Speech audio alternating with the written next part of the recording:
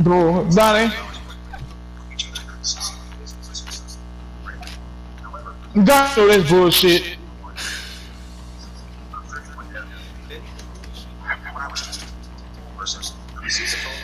Well, how about, after this one, how about Ultra Rumble? Then how about this later? Let's go again, let's go again, let's go again. That pissed me off. Bro, that pissed me off.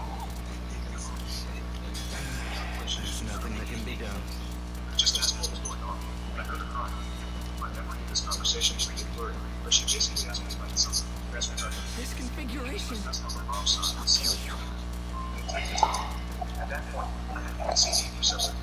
How you got that Deku, man? That seems like out on mom. Shit, I ain't supposed to be out on this game. Come on.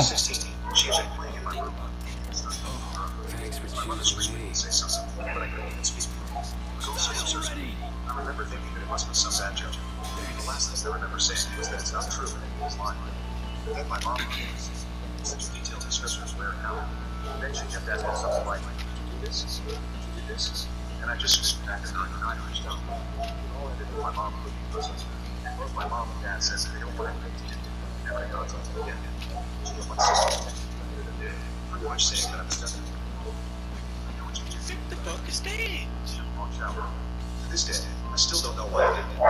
After calming down, I started calling and texting everybody, even Evie. No one answered, and the ones who hadn't blocked my number by then quickly did so. The only thing I heard back was from my father, who texted me to stop contacting them and that they need to heal. That was 9 years ago, and I never told my family since then. To say this missing young person, I was living in an ancient place in the apartment. I didn't tell that this was likely who I was supposed to be a bachelor's thesis, so I was stressed out. My co-writer said something so insane. Needless to say, no one came to my graduation.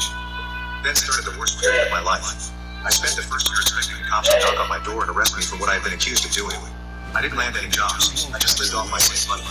I drank a lot and did oxys. I also grew resentful violent. The only reason I didn't hurt anything. The day they called the cops, I had smashed a glass, but I managed to convince the officers that I had just dropped it, and they went away since there were no others inside my apartment. Instead of sleeping, I spent my nights planning how I could get revenge on her to make sure no one ever found out. Even thought about no one actually do the thing she accused me of my force. And now, I'm not proud of it. I landed my first real job in my field in late 2015. Only then did things start to improve. How you fucking do that grab move? As a gig musician, recovery was a slow process, but I drank less and smiled more. I lived cheaply and earned good money, so I made a point of buying myself a nice gift for my birthdays. VHS, motorcycle, Lego, etc. And last year, I moved from a crappy apartment and bought a small house. It was an old dream of mine to have my own garage and garden repair shop. This is just a new one. So my life is okay now. Still some problems. I've been on antidepressants for the last few years, and while they help, it's not in a happy way. They simply remove the dark thoughts and replace them with dead voices. I trust in other people's supposed to exist. I've tried dating, but only been on 2 dates in 2 days. It's really hard to speak like a normal person when it comes down to it. And what would I tell a potential partner when she asks about my family? Oh, you know, they accused me of being a slut. But I didn't do it, I swear. My field is very male-dominated, so the only woman I really speak to is my therapist. A few days ago, here, she writes a long text about my sisters and how my nieces and nephews are getting big. I didn't even know I was an uncle. Know that we love you and always will. Love Mom and Dad. The second text said, hot Brenda. We were all appalled by this. Bro, Donnie spelling his ass off. Only thing we thought we could do. That's not excusing how you treat me. What he did was wrong, and we're all angry at him. We have called everyone that knew and told them the truth. We all want to speak with you, and your sisters want to meet your families. Please write back if you can find it in you to forgive us. Love Mom and Dad. So yeah, that's my situation right now. I haven't answered, but they no doubt know I've seen you. Truth be told, I've seen you. So many old, horrible memories are now stirring again. I don't want to forgive you, and I wouldn't trust myself to be in the same room as them right now. Part of me wants to call my family and unleash everything on them, to guilt them with everything I went through until they all hit their rock bottom. Then dedicate my life to making my cousin's life as miserable as possible. The other part wants to ignore them and continue with my okayish life with my motorcycle and my garden to keep me company. I don't have any friends. The only people I speak to are my coworkers, but we're not really close. I've called my therapist clinic, but they told me she's on vacation and won't be available for weeks, and I don't want anyone else other than her. So the leaves internet strangers. Please, where to go from here? Do I ignore them and continue as is? Or do I answer them? And if so, what to even write? I'm pretty sure meeting them in person would be a bad idea for the foreseeable future, but I'm not even sure how my life can improve from picking up those old threads.